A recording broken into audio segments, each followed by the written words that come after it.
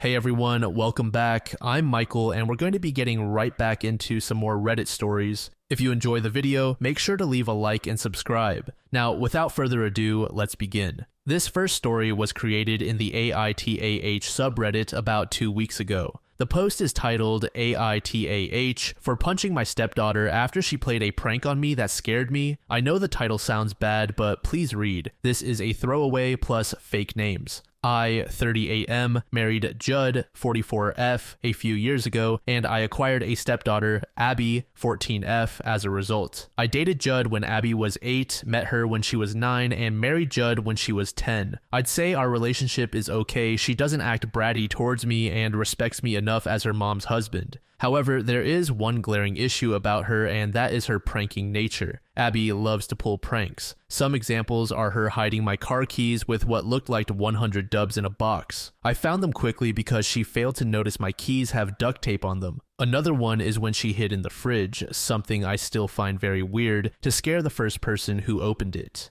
Well, last Wednesday I arrived home and it seemed that I was the only one there. Only my shoes were at the doorstep and I even called out Judd's and Abby's names with no answer. This is somewhat normal as Judd sometimes works late and Abby stays at school for extracurriculars. So I screwed around with my dog, a German Shepherd and a Husky mix for anyone that will ask, for a bit, and then I decided to relieve myself. When I got to the bathroom, I noticed that the window cabinet was open. I thought nothing of it at first and unzipped my pants, but then I saw a shadow behind the shower curtains. I thought the worst and immediately punched the figure behind the curtains. Well, as everyone may have guessed from the title, it was Abby. She was making a prank video and I had not noticed that she propped her phone up on the bathroom cabinet with 2 cups. I'm not gonna lie, I did not hold back. I punched her as hard as I could. Her nose looked broken and when I realized it, I flipped out, and so did she. After maybe 5 minutes of freaking out, I drove her to urgent care and informed Judd of the situation. Her nose was indeed broken and would need about 6 to 12 weeks of recovery. Abby won't talk to me, and as for Judd, she thinks that my action may have been justified, but also thinks I should have approached with more caution, which she has refused to elaborate on.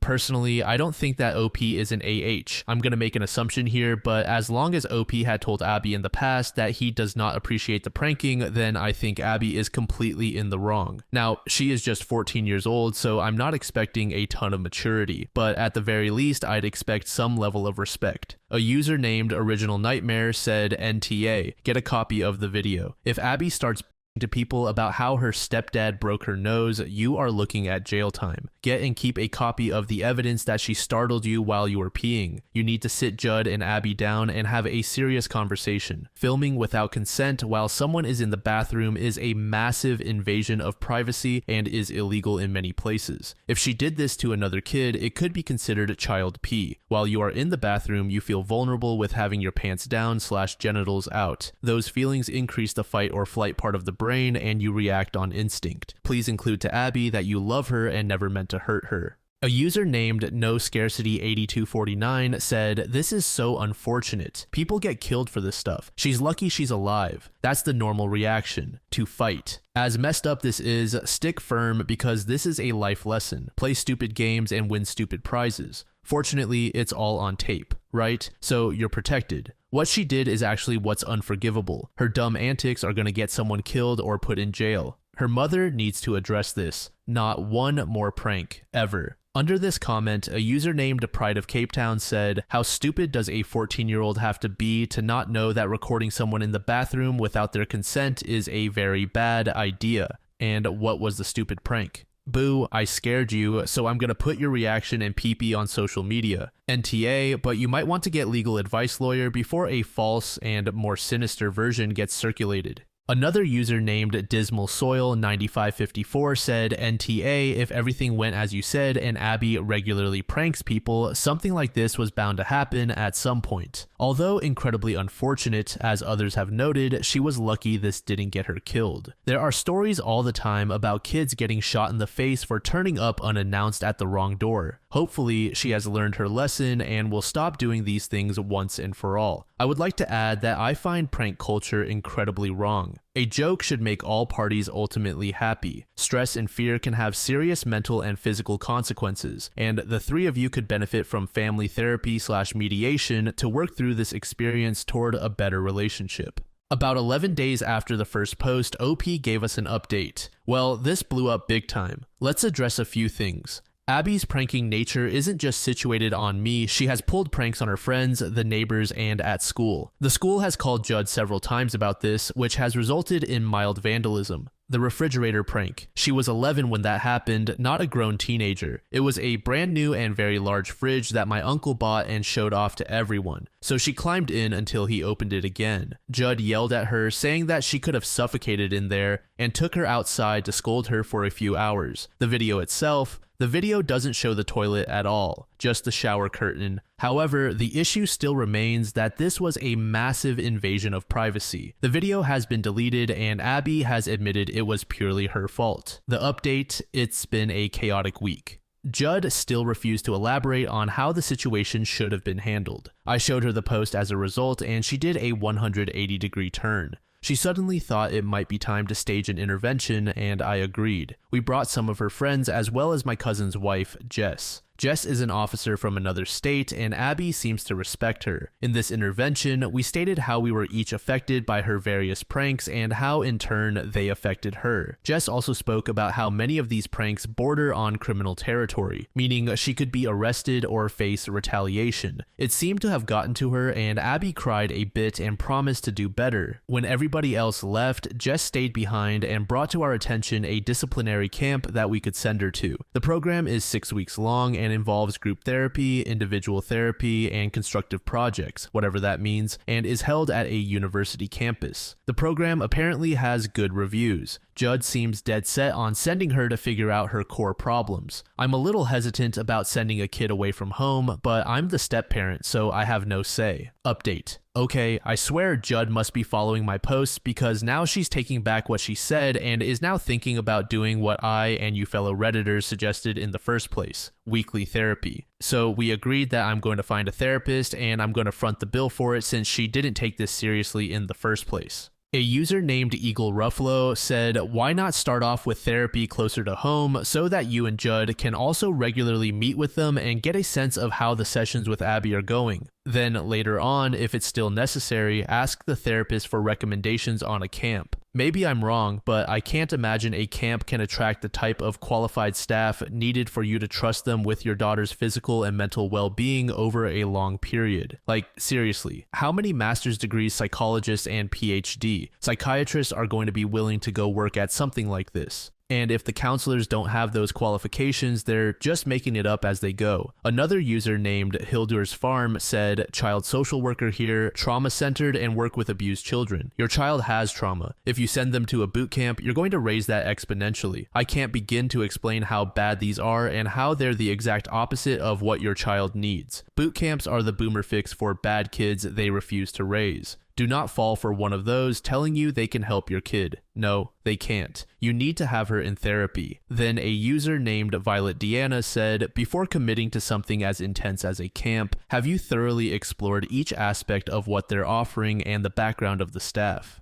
It's paramount to remember that credentials can provide a veneer of respectability, but they don't always reveal the day-to-day reality of these programs. Transparency is key. You want a place with a solid track record and an approach based on best practices, one that advocates a nurturing environment over a punitive one. The goal is to help Abby grow from this experience, not to punish her into conformity. Consider starting with a multifaceted local therapy plan that includes family sessions, as consistent parental involvement can be crucial to success. It's not just about Abby's healing, it's also about fortifying your family dynamics to support that change." I think I'm leaning towards the same opinion as the comments. A boot camp might be a bit extreme and somewhat inappropriate as of right now. As someone else suggested, therapy may prove to be more beneficial for Abby. If therapy doesn't work, then perhaps that more extreme measure of sending her to a camp is appropriate. OP did state that Abby was crying and seemed to be genuinely sorry. So as long as she is making a visible effort of no longer pranking people, I think things will be fine.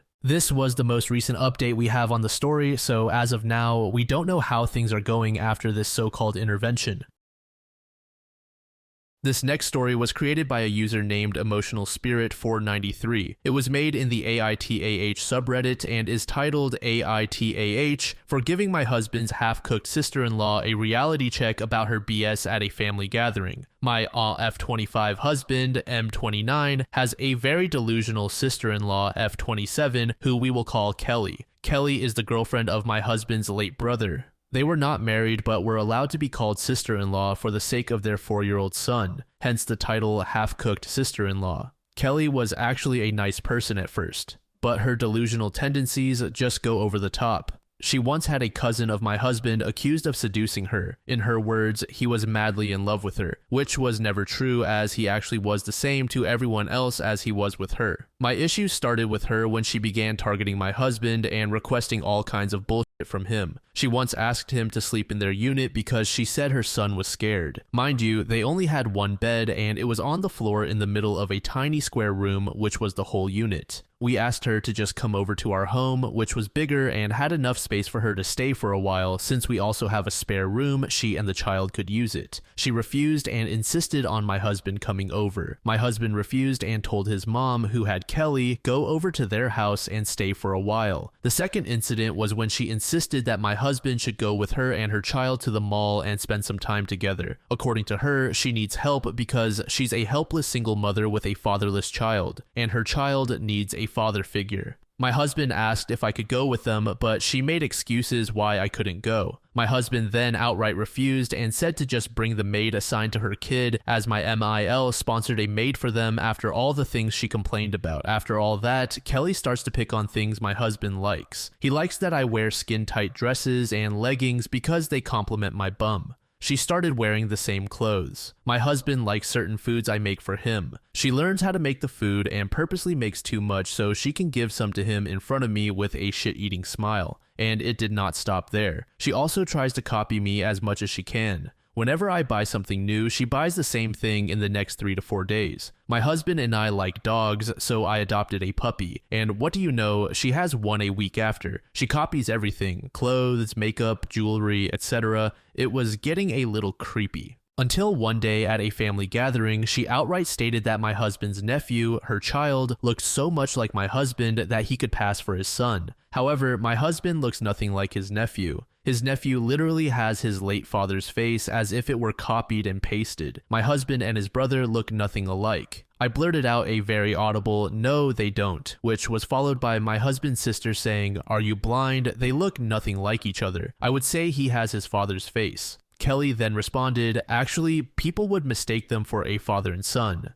She then proceeded to whip out her phone and show a wallpaper of my husband and his nephew smiling together. I looked at the phone and her and said, "Oh, is this why you've been trying to get my husband's attention the whole time?" Confused, my mother-in-law asked, "What do you mean?" I then casually said, "Well, why don't you ask Kelly? She's been trying to get my husband alone with her for some time now. Good thing your son's not an idiot." Kelly then shouted, "What the hell is your problem? I was just trying to give my son some normalcy and experience having a family and a father." I replied, "By trying to take my husband, you are a homewrecker in the making, a stalker, and a creep. No wonder no one would date you. God, your child would be better off without his of a mom in his life." I yelled back at her. I stood up, thanked everyone for their time, and proceeded to leave with my husband. On the way home, my husband told me that what I said wasn't nice. I asked him if he was defending her. He said no. He believed that Kelly deserved to be told off, but not in a humiliating manner and definitely not in front of the kids. We didn't talk for the rest of the way home. I'm now here typing this out in the bathroom. I just really couldn't take her delusional self anymore, and that's why I exploded. So, am I the asshole? By the way, sorry if it sounds confusing. English really isn't my first language and I'm still learning. Update. Thanks for all the comments and votes. This will be a little update on what happened in the past few hours. I get that I may be an asshole, but with the feelings I had, it wasn't really possible to control it. I'm quite a person with anger issues.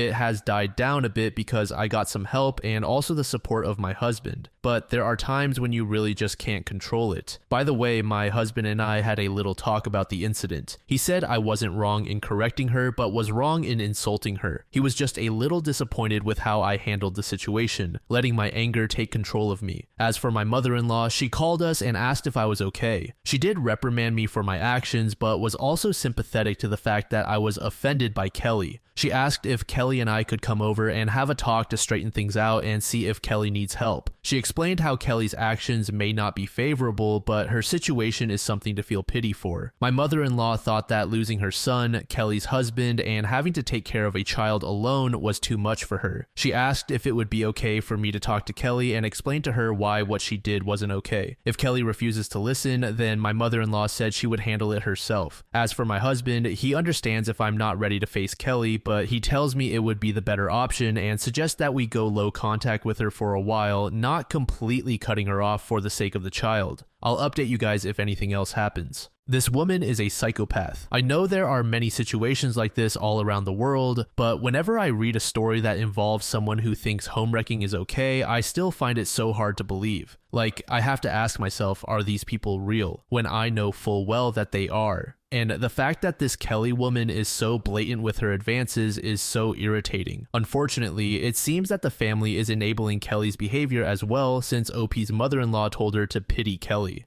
In a surprising turn of events, someone claiming to be Kelly's sister actually made a comment under this post. The user is named Baconator Apollo 14, sister of Kelly here. I don't think Lexi is the a-hole here. My sister has been a nuisance to everyone. You think she did all that cause she's grieving? Hell no. She's been cheating on her boyfriend even before he died. She even wants to abort the kid cause she doesn't know who the father might be. But she lucked out cause the kid looked like her dead boyfriend. The bitch even went out of her way to steal my boyfriends. The last straw was my ex-fiance, whom she fucked after the death of her boyfriend. None of my family members would talk to her. They cut her off completely. I, on the other hand, keep tabs on her. She's batshit crazy. Lexi, tell me what time you're going to meet your mother-in-law and that witch. I'll be going with you. Another user named Phil Burns said she wants to recreate her family unit using your husband, and she's not being shy about it. She brought up that he looks like her husband, trying weirdly to get the family to agree that would be natural for your husband to be her husband. She's directly trying to ruin your relationship in front of your face. I've seen this kind of behavior before. She's desperate and doesn't see many other options, so she's become obsessed with the idea of how much better her life would be with your husband. You have every right to be mad. She needs to back off. NTA, another user named OMR Majid, said only person totally in the right is your husband. You aren't the TA for telling her off. You are TA for saying those words in a family setting. You weren't an asshole to her. She had it coming. You were an asshole to his family, the kids, and everyone else that heard your outburst. There is a time and a place. Your husband is 100% right. User Soulmate's Mate said NTA. She is in need of a husband. She knows you have a good one. If only she could get you out of the picture, surely your husband would be with her for the sake of his brother. No good options. If you get a restraining order, your nephew or husband is cut from the family. Best I can think of is to have your husband tell her off and tell her to not come by. Have the only time this woman is around your husband be at family gatherings where family members other than you can take the role of shutting her down. Other than her designs for your husband, is she a decent person? If she had a boyfriend, would that settle her down? Cause dating apps exist. User Consistent Stand 1809 said NTA. I don't think her intentions are that innocent. If she merely wanted her son to be close to your husband, you'd both be invited. I think there's a pretty good chance that she's trying to get a new partner. The one who she claimed tried to hit on her may have turned her down when she hit on him. Either way, she needs therapy. She's definitely built some kind of unhealthy fantasy where your husband is the best father for her son. However, the best option for you might be to give her a genuine apology because you don't want to cause her more pain. Say, I'm sorry for what I said, but there is a problem with your behavior, and I think therapy might be really helpful for you. And if she's already having therapy, then encourage her to mention this specific issue, her actions, and her thinking behind them to her therapist.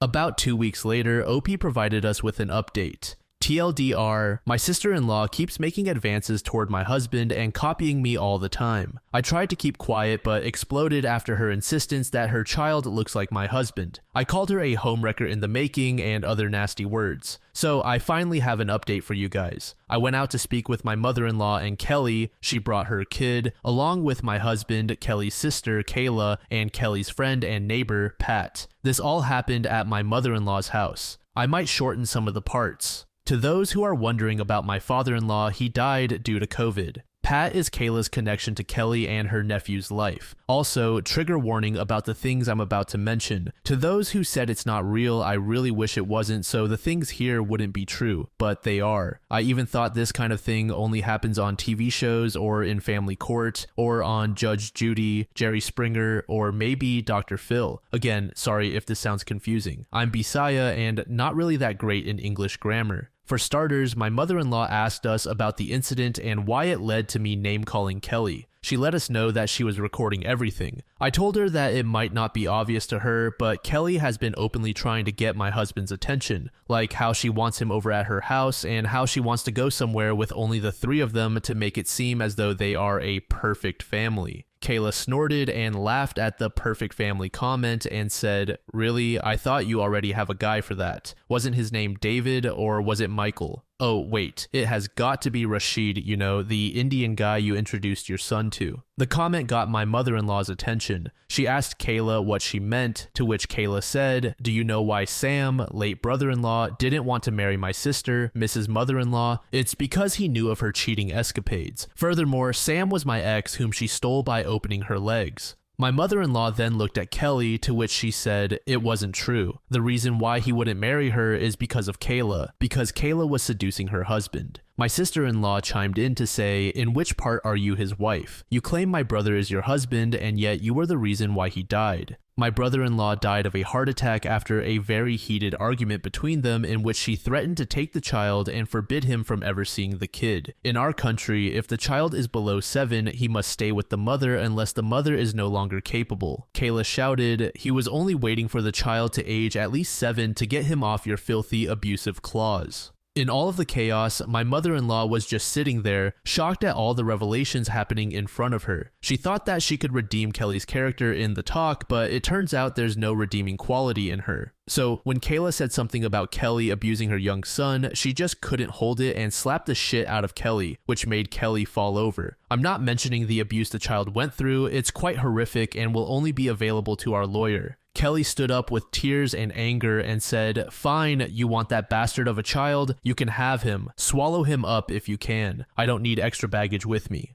She then took off, leaving the child in my mother-in-law's care. My mother-in-law almost had a heart attack after everything that happened. She was so mad that she had been the reason why this had been going on. In her words, "I encouraged her to stay for the sake of the child. I should have filed for custody even before." We told her it wasn't her fault. She was just concerned about the child since he had just lost his father. But after that, my mother-in-law called up her lawyer friend and asked for help in getting custody of the child. She is now in the process of filing for custody on the basis that the mother is a danger to her child, and she had Kayla and Pat as witnesses for the abuse case. We also had a therapist scheduled for the boy to help him process everything that's currently happening and to help him recover from the abuse. My husband, on the other hand, wanted to get the child and adopt him as our own after everything settles down. This might be my last update, but I will post if anything else comes up. Thank you, internet strangers, for letting me share this very unusual and crazy situation I had. User Addictive Artistry said, "Holy shit.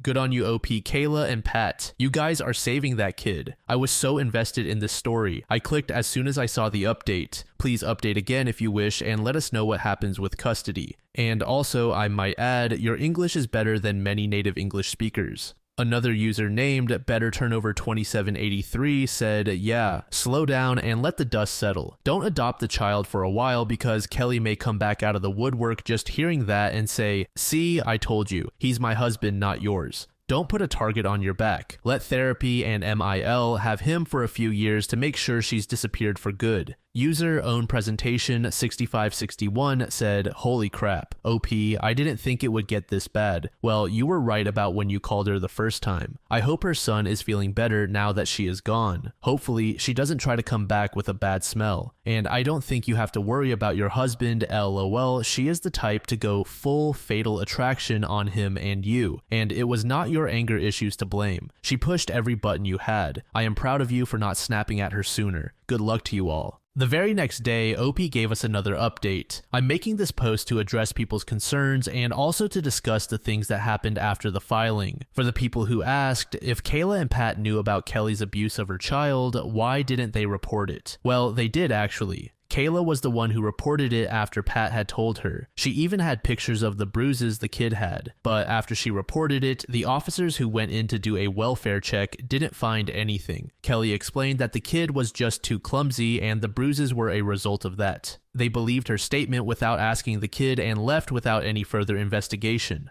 Furthermore, Kelly filed for harassment against Kayla, so Pat was the only way Kayla was able to keep tabs on the kid and Kelly. She documented the abuse along the way. We also found out that she was toxic to Sam, accusing him of cheating and also laying hands on him. The guy was too nice to lay hands on women. I guess they got that from their mom. The cheating part might be from their dad. He cheated on my mother-in-law multiple times, twice when she got pregnant with Fredalyn, my husband's sister, and another time which resulted in a miscarriage due to finding out about my father-in-law's infidelity. Again, as for those who asked how my brother-in-law died, I don't mean he died then and there. He was hospitalized after suffering a heart attack and then he died. My brother-in-law wasn't really the type to follow his diet, which might be the reason why his health dropped so rapidly. While hospitalized, we found out he was diabetic as well, a result of a very unhealthy way of living. He drank soda like it was water and rarely ate anything healthy, mostly fast food. He didn't take his meds on time because he believed they would kill him one day.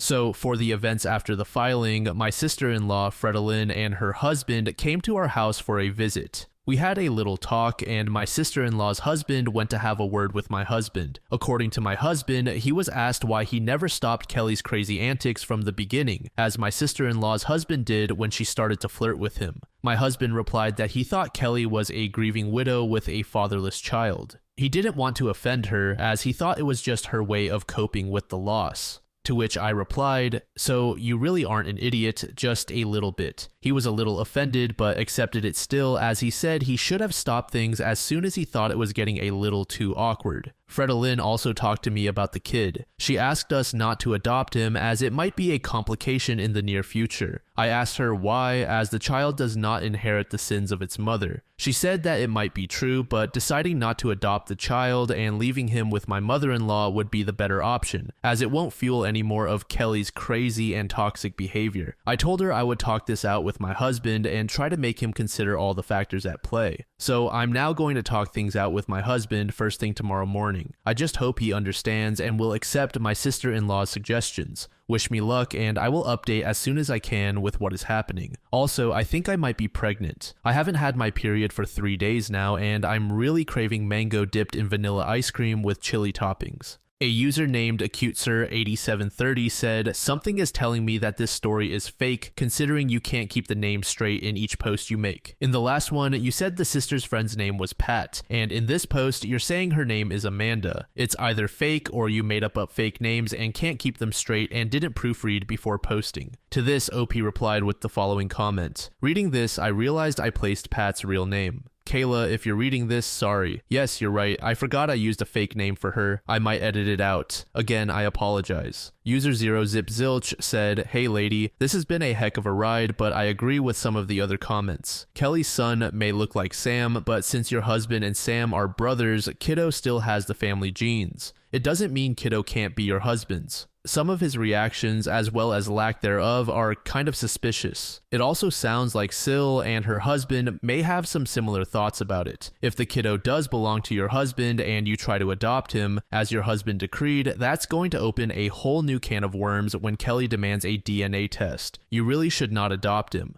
But maybe slip in a secret DNA test on husband and kiddo just for your own peace of mind, and so you won't be blindsided if/when Kelly throws it out there. Good luck. Please update me about how it goes." This story definitely took a shocking turn. I'm starting to feel a bit suspicious about the husband at this point, as are many others in the comments. Unfortunately, that was the final update OP gave us, and it was made 8 months ago, so it doesn't look like we'll be getting another post anytime soon, if at all.